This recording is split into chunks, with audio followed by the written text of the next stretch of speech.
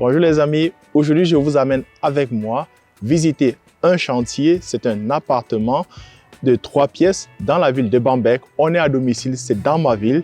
Donc les travaux ont déjà débuté et aujourd'hui je fais un update. Je vous montrerai l'état d'avancement des travaux et en même temps aussi je ferai un contrôle du chantier parce que c'est très important de prendre le temps de contrôler votre chantier. Pour ce faire, j'ai avec moi 2 instruments pour le chantier. Déjà un instrument de mesure et en plus encore j'ai mon appareil digital, c'est avec laser. Ça, c'est pour les surfaces, pour les distances un peu plus grandes que je vais l'utiliser. Pendant que cet autre appareil, de mesure, c'est pour les longueurs, les distances un peu plus courtes. En plus de cela, j'ai ce qui est important, les clés, parce que sans les clés, on ne rentre pas dans l'appartement.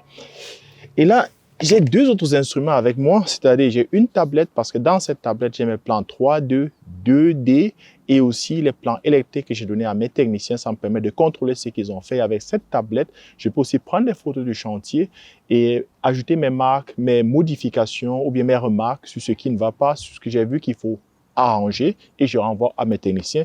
Et en plus aussi, j'ai un bloc-notes, c'est-à-dire pour prendre mes notes quand je vois quelque chose qui ne va pas ou bien qu'il faut changer. Donc, c'est tout. Suivez-moi, on va dans l'appartement et puis je vous montrerai peu à peu à quoi ça ressemble. Let's go!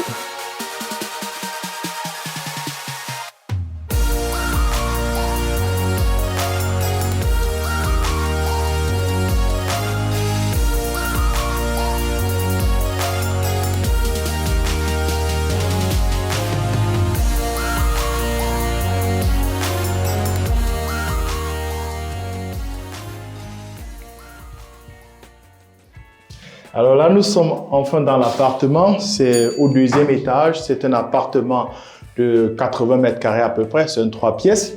Donc, on est dans la cuisine. Mais avant de débuter, j'aimerais me présenter à toi si tu ne me connais pas encore. Moi, c'est Séverin. Je suis un passionné de l'immobilier.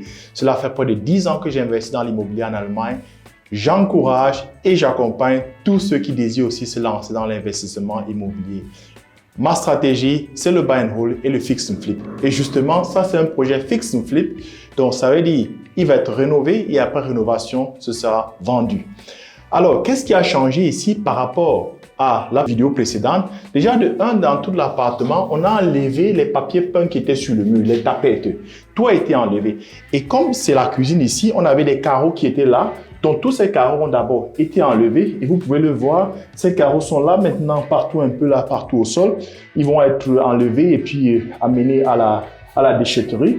Bon, bien que je vois que ces techniciens, ils semblent un peu trop mélanger les matériaux entre eux, mais moi, dans le contrat avec eux, je leur ai demandé que c'est eux qui s'occupent de jeter tout ce qu'ils ont comme ordure. Parce que c'est très important, faites très attention à cela.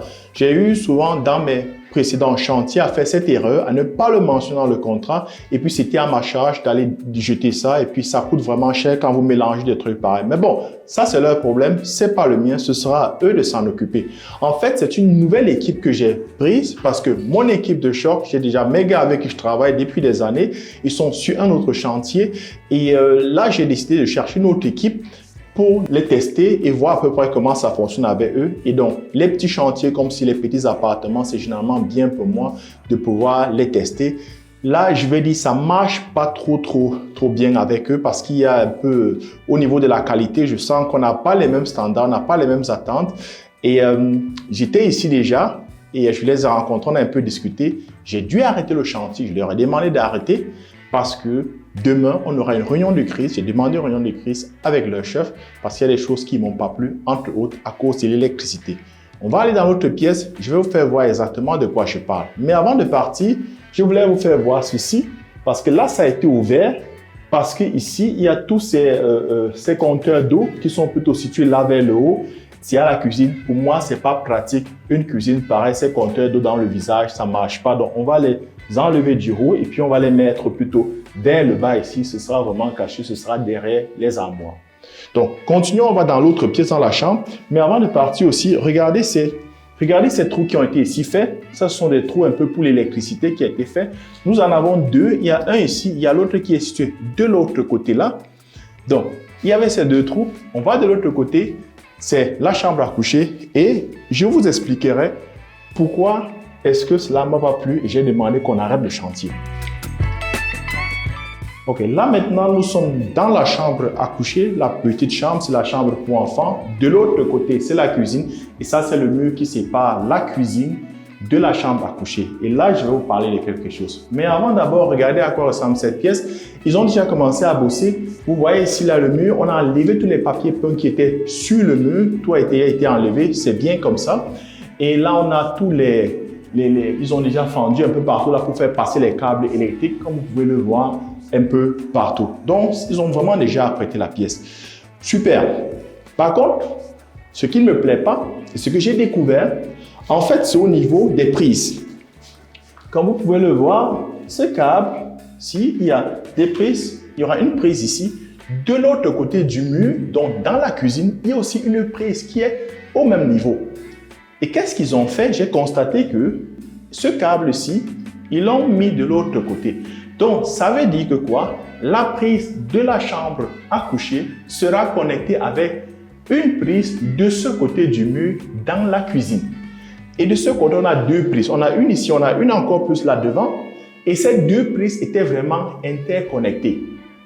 La conséquence de ça, c'est quoi? Le jour où le propriétaire, celui qui sera ici, va vouloir peut-être faire des travaux dans la cuisine, il se dit, OK, à la cuisine, il faut que j'arrête l'électricité. Donc, il va dans le disjoncteur, il arrête juste les fusibles, il arrête juste la partie, il stoppe le courant dans la cuisine.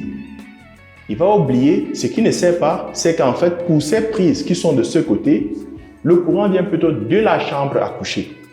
Et donc, il se prend une décharge. Cela m'est arrivé une fois dans un appartement où je voulais faire des travaux. J'avais la cuisine qui était en train d'être livrée et je voulais démonter les prises avant qu'on installe la cuisine. Et en démontant les prises, j'ai plutôt arrêté le disjoncteur, les fusibles dans la cuisine. Par contre, ce que j'avais oublié, c'est qu'il y avait deux prises dont le courant venait plutôt des toilettes qui étaient situées de l'autre côté du mur. Croyez-moi, je me suis fait prendre une décharge électrique. Ça, c'est du quick and dirty, ce qu'ils sont en train de faire. C'est pas interdit d'interconnecter comme ça, mais c'est du quick and dirty. Donc, c'est pour ça que je dis c'est une nouvelle équipe et quand vous avez une nouvelle équipe, il faut vraiment les suivre parce que on n'a pas les mêmes standards de qualité. Moi, j'ai des standards très élevés et je ne badine pas avec la qualité et la sécurité. Donc, je leur ai d'abord demandé de stopper. En plus, un deuxième truc qui ne m'a pas plu dans leur manière de travailler, où je ne suis pas d'accord, ils ont déjà commencé ici à faire poutine. Comme vous pouvez voir, il y a deux couleurs différentes. Deux couleurs différentes. Déjà, ils n'utilisent pas le calpout ici, c'est le road band qu'ils utilisent. Bon, ok. Ça, je reviendrai là-dessus parce que les explications un peu pourquoi j'aime pas trop et ainsi de suite. Mais on peut encore laisser ça. Après, ils vont poncer et ainsi de suite, mettre un calpout dessus et ainsi de suite. C'est une autre méthode de travail. C'est pas trop qualitatif, mais aussi c'est pas un problème. Mais ce qui ne me plaît pas, comme vous pouvez le constater, ils ont commencé ici à faire poutine. Et vous regardez ici, là, ils n'ont pas d'abord poncé les murs. C'est vrai, on a enlevé les papiers peints, mais vous avez toujours des résidus de papier peint qui sont là déjà. Vous avez un peu des impuretés un peu partout. Donc, vous voyez, il y a un peu un résidu de papier peint encore qui reste ici, là. Et vous avez ce genre de résidus un peu partout sur le mur. Et la surface n'est pas vraiment plane. Donc, on ne peut pas commencer à faire poutine le mur si on n'a pas d'abord poncé ce mur, si on n'a pas d'abord abgeschliffen ce mur. Par contre, ils ont commencé à le faire. Moi, j'ai causé avec les techniciens, je leur ai demandé, mais pourquoi vous le faites, comment vous faites comme ça? Ils m'ont dit, écoute, on utilise déjà le Amirungsgewebe, c'est un tissu qu'on met toujours en bas. Quand vous voyez un peu cette strie ainsi, c'est parce qu'ils ont un Gewebe. Le Gewebe, donc c'est un tissu qu'on met. Et ce tissu, à quoi ça ressemble? On l'a un peu partout dans la maison ici. Donc, vous voyez, en fait, c'est ce tissu qu'ils utilisent. Donc, ça solidifie vraiment la surface et ils mettent maintenant leur poutre au-dessus et ça empêche que vous aurez des fissures après qui apparaissent. Donc, même dans le mur qu'on a des fissures et tout, on utilise Amirungsgewebe. C'est un peu comme un pansement. Ça solidifie vraiment. Donc, il l'utilise, il me dit, écoute, quand on l'utilise, on peut l'utiliser sur n'importe quelle surface et puis on fait poutine, il n'y a pas de problème. Je les ai entendus même me dire qu'ils sont capables d'utiliser ce tissu, ils le mettent sur du papier peint, ils n'enlèvent pas d'abord le papier peint, ils l'utilisent, ils mettent dessus et ils mettent leur pouce matériel, ça tient. Ça c'est pour eux, chez moi ça ne marche pas comme ça. J'ai dit les gars, stop. Vous appelez votre chef, c'est une équipe qui vient à peu près, je crois, dans la ville de Stuttgart, quelque part là dans le Baden-Württemberg. Vous arrêtez le chantier. On se voit ici lundi matin avec votre chef. J'ai appelé le chef. Il y a une réunion de crise qui sera faite. Il faut qu'on mette des points sur les i parce que moi, je ne peux pas accepter de travailler comme ça. J'ai des standards de qualité très élevés et moi, la qualité, je ne badine pas avec. Je vais offrir un service de qualité à mes clients. Je vais avoir le wow effect avec mes clients et je veux vendre quelque chose dont je sais que je peux dormir tranquillement. Ok, on va regarder les autres pièces. Là, c'est la chambre à coucher, la chambre parentale. Donc, ça a été fait, l'électricité a été déjà fait. Donc, ils ont mis les prises textuellement comme j'ai demandé dans mes plans électriques qui sont dans ma tablette. Donc, j'ai déjà fait le contrôle. J'ai regardé, je regarde chaque fois. Est-ce que les prises sont aux endroits que j'ai demandé? Et je vérifie avec le dessin que j'ai dans la table. Donc, ils ont déjà mis les prises et puis ils ont commencé à fermer. Et comme vous pouvez toujours le constater ici, là, ce mur n'a pas été poncé d'abord. Ils ont déjà commencé à lisser déjà le mur. Là, ça ne marche pas comme ça. On aura une réunion de crise. Demain, là, on aura une réunion de crise. Donc, je leur ai demandé d'arrêter tout. Et comme vous pouvez aussi le constater ici, là, ce que je voulais vous montrer ici, on enlève les papiers peints. Mais là, il reste encore cette surface ici qu'ils auraient vraiment pu enlever, mais ils n'enlèvent pas. Pour moi, ça, c'est le travail de moitié, quoi. Ça, c'est du quick and dirty. Et quand je vois ce genre de truc, je sens qu'il faut que je contrôle vraiment ces techniciens comme du lait sur le feu. Parce que ce n'est pas à la fin du chantier que tu vas venir et dire « Oh, ok, je ne savais pas, je ne voulais pas que ce soit comme ça. » C'est trop tard. Donc, il faut vraiment déléguer et contrôler.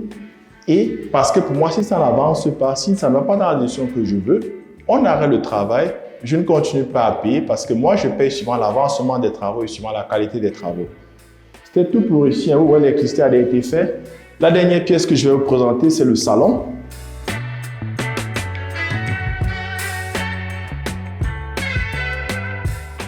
Le salon, il est assez grand. Les papiers peints ont déjà été enlevés partout. C'était enlevé partout sur les murs. Et comme je l'ai dit aussi, vous voyez vraiment, ces murs ne sont pas poncés. Vous voyez un peu partout, il y a des résidus de papier peint qui sont restés là-dessus. C'est un peu partout quand vous regardez. Et la surface, elle n'est pas vraiment propre. Donc, il va falloir poncer d'abord cette surface. Il faut la poncer avant même de penser faire quelque chose là-dessus. Sinon, ça ne va pas tenir. C'est vrai, ça peut tenir. C'est mieux quand il n'y a pas les papiers peints. Mais là, ce n'est pas un travail, propre. Ça, c'est du quick and dirty. Je le fais rapidement et puis le truc est terminé, quoi. Ça, je ne veux pas ce genre de choses chez moi. Donc, on va se rencontrer ici et puis on va en discuter. Donc là, c'est le couloir et comme vous pouvez le constater, ici, on a déjà fait la construction pour avoir les cloisons sèches là. Parce que là, on va faire des cloisons sèches et mettre donc des spotlights tout au long du couloir. Donc, ce qui a été fait, les murs, on a enlevé les papiers peints sur les murs et puis, ouais, donc c'est encore un chantier. Donc, c'est tout ce qui a évolué jusqu'ici et ils vont continuer à partir de la semaine prochaine après notre réunion de crise. Donc, et comme je l'ai mentionné, quelques petits trucs qui ne vont pas vraiment, des problèmes de qualité sur le chantier qui ne me plaisent pas. Vous avez ici, vous regardez, ça c'est la porte du balcon. Donc, vous voyez, c'est encore le reste des papiers peints qui n'a pas été enlevé. Pour moi, on s'arrête jusqu'ici. Pourquoi le faire? Ça, c'est pas vraiment structuré parce que la première étape, c'est enlever d'abord tous les papiers peints du chantier et ça, vous le faites partout. Vous ne faites pas et puis vous laissez une partie pareil. Ça manque un peu de structure. Donc, voilà pourquoi j'ai dit avant qu'on ne continue, il faut avoir une réunion de crise. C'était tout pour aujourd'hui. C'était la visite de cet appartement que je voulais vous présenter avec quelques points parce que ça ne sert à rien d'aller voir chaque pièce. Donc, c'est quelques points, des astuces, des petits conseils pour toi qui est en train de rénover ou bien qui veut rénover. C'est très important d'avoir une très bonne planification, d'avoir des techniciens de confiance, professionnels et surtout d'apprendre à contrôler son chantier parce que si tu ne contrôles pas, ils feront à leur tête et toi, c'est toi qui en paieras les conséquences plus tard. Si tu as des commentaires, si tu as quelque chose à dire sur l'état d'avancement du chantier, laisse-le en commentaire. Ça me ferait plaisir de savoir aussi ce que tu en penses. Et on se revoit à la prochaine vidéo. Au revoir.